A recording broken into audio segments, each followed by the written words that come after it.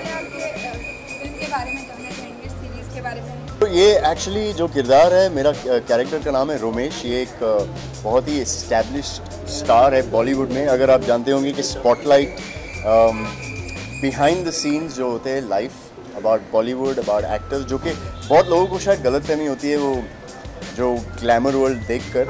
बहुत लोग समझते हैं कि वो जानते हैं बॉलीवुड के बारे में, पर आखिर एक्चुअली वो शायद जानते भी नहीं हैं।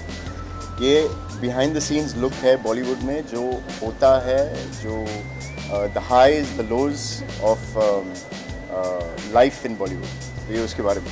यार अगर आप इंडस्ट्री में हो ना, जैसे मैं भी काफ़ी सालों से एक्टिंग का काम कर रहा हूँ, तो बहुत कुछ देखा है, द हाइज द लोज।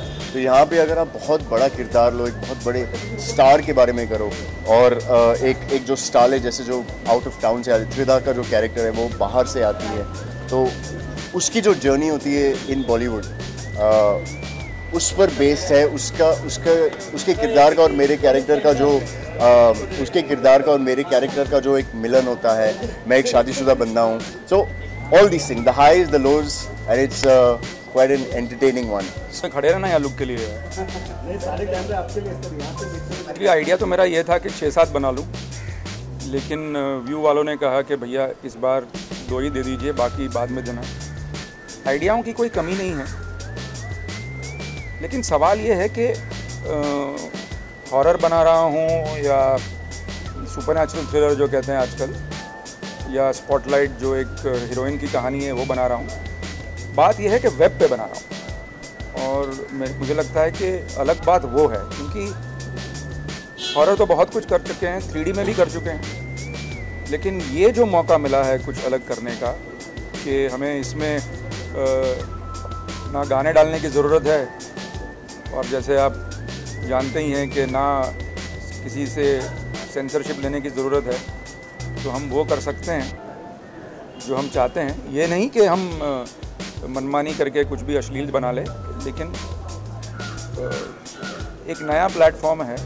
देखिए, एक तो मैं कहना चाहूँगा कि मैंने लिखी है ये कहानियाँ दोनों, और मेरी कंपनी ने व्यू के साथ प्रोड्यूस की है, लेकिन डायरेक्टर मैं नहीं हूँ।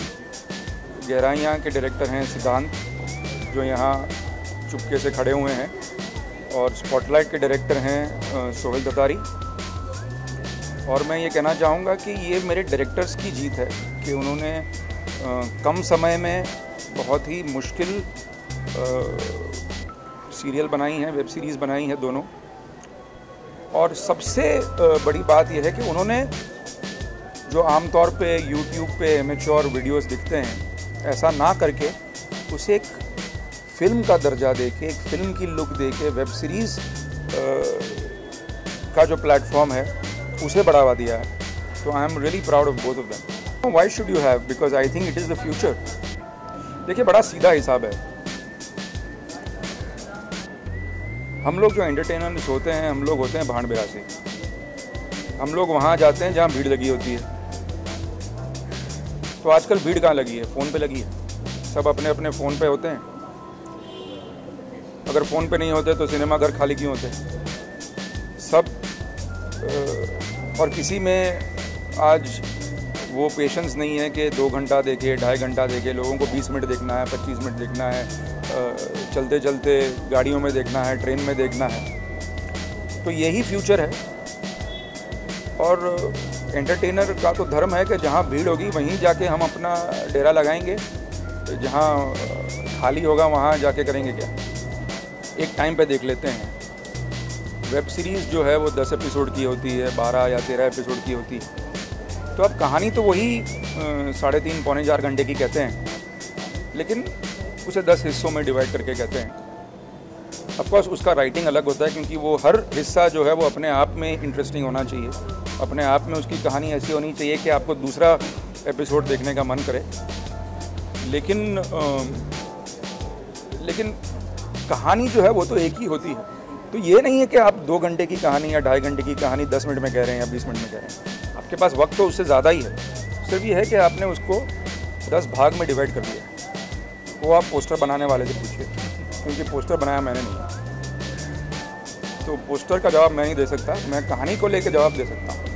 I have acted in Spotlight and I play a character of film director.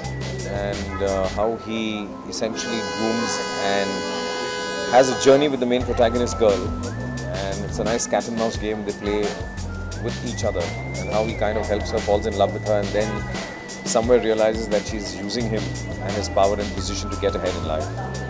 So then the emotional conflict begins. This is broadly what the character is in Spotlight. It's not exposed, but it shows the working of Bollywood, and the characters are a little dark, I think, and not the story overall. So you get a glimpse of how the business works, background of how the business works, and how the film industry actually works. And you get a nice glimpse into people in the film industry. It's how people work, how they abuse each other, how greed is a motive, and so on and so forth. So you get a nice glimpse into the movie business in Mumbai or in Bollywood. You try and do justice to how the story is written. It has to be written well, actually, then it makes my life easier. And then you listen to the director, and then you try and give your own input and creative suggestions. And you cross your fingers that all this works and it finally looks good on stage. So I think every role does become a challenge, essentially. यार web series नाम के लिए कुछ अलग sound करती है, वैसे it's like any other facing the camera. Same treatment TV serial में भी होती है, फिल्मों में भी होती है. सो ऐसा कुछ, हाँ ये है कि लिबर्टीज़ बहुत सारी हैं वेब सीरीज़ में. आप गाली गलौज ज़्यादा, थोड़ा सा कहने का मतलब है एक्सपोजर आप उसमें थोड़ा सा खेल सकते हो, क्योंकि सेंसर इतना है नहीं वहाँ पे. बाकी the making is the same. And yes, certain subjects जो आपको टीवी अलाउ नहीं करता है या फिर सेंसर अलाउ नहीं करता है, उन सब्जेक्ट्स पे आप चर्चा कर सकते हैं, दर्शा सकते हैं.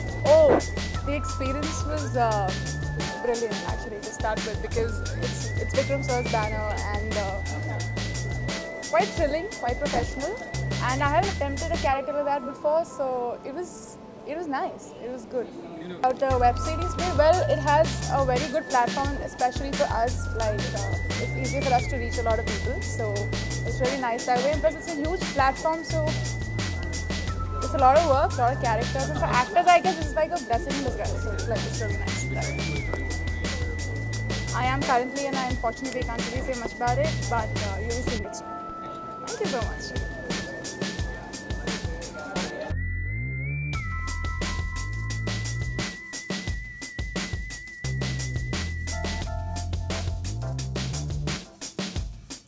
The next Spotlight is definitely to be watched because, of course, the trailer suggests it is about Bollywood exposed. Definitely a story about the journey of a starlet. Well, I would rephrase it and say it's a journey of every individual, rather. Irrespective of being a female protagonist, it can be the journey of a man as well in life. The hurdles, the pangs, the highs and the lows, the happy moments that you feel when you fall in love. So it's about all of that. It's a culmination of that. Very interesting question. Well, definitely being an actor, I mean, we have responsibilities, and the most important part is screening the projects you do. So of course everybody has faced auditions, even I have given auditions, I still do. Of course there's no shame in saying that, because I think sending self-tests and auditions, that's how, you know, the tape ultimately goes somewhere. So yeah, there were I mean, some people do give you offers, but it is up to a person to maintain the dignity and take it or leave it, you know. It's a choice which we have. It's not a choice which, you know, they give us and force it on us. I wouldn't really stereotype it and say that it's just bold, or because see, honestly, I would say boldness is not just about shedding clothes or, you know, intimate scenes. It's about it could be just a really interesting stare which you give at the person whom you're romancing. It could be also from a distance, you know. It could be about the body language. So on the show, we've really aesthetically shot it, because even though it's a web series, and Vikram Bhatt has presented it in a very different manner. Like Suhail sir, Sid Makkar, all my co-actors have been really supportive, and the intimate scenes did not feel like that because it was really, really aesthetically shot. Like I said, an actor's life is the entire journey. It's not about, you're not judged for just one particular work which you do. Everybody's breaking the thing. I mean, the usual way people look at an actor, be it a stage actor, be it a television actor, or be it, you know, an actor on the silver screen. I think an actor should be pretty much comfortable and free to do, you know, things on any media. So digital is going pretty good. So absolutely, I come from my first work was a Bengali film. Srijit Mukherjee, you must be knowing him because he just did a film called Begum Jaan with Vidya Balan. So I'm quite happy. Definitely films will, fingers crossed, yeah, it'll happen at the right time.